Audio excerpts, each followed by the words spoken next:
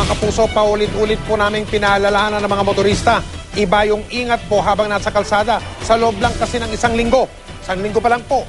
Mahigit 200 ang bilang ng mga naitalang aksidente. At sa EDSA pa lang po yan.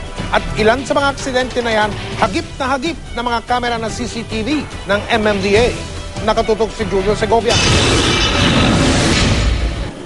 Sa EDSA Baclaran northbound, kita sa CCTV video na sumingit ang isang rider sa pulutong ng mga sasakyan na paakyat ng flyover Parojas Boulevard.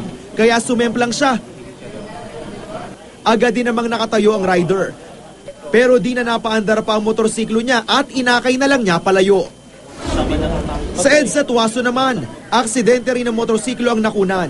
Sa pagnanais ng rider na maunahan ng kasabayang rider, nag-overtake ito.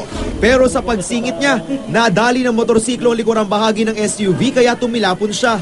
Nagsikip ang daloy ng trapiko dahil sa insidente. Kung nagmamadali man sila ay kailangan na doon lang sila sa isang direksyon. Kung alanganin silang sumingit ay wag na lang sumingit para maiwasan nila yung disgrasya. Kuhang-kuha naman ang pagbangga ng isang SUV sa pader ng MRT sa may EDSA Boni Station. Mabilis daw ang takbo nito, kaya nawala ng kontrol.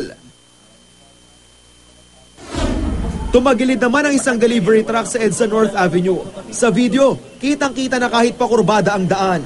Mabilis ang takbo ng truck kaya naaksidente. Nagdulot ito ng masikip na daloy ng trapiko.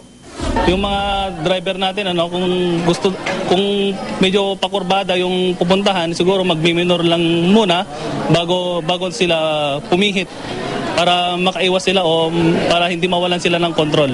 Mula February 28 hanggang March 6 o sa loob lang ng isang linggo, umabot sa 247 ang bilang ng aksidente sa EDSA. Mataas daw ito kumpara ng mga nakakaraang linggo, kaya paulit-ulit na paalala ng MMDA. Iba yung pag-iingat sa pagmamaneho. Julio Segovia, Nakalerto, 24.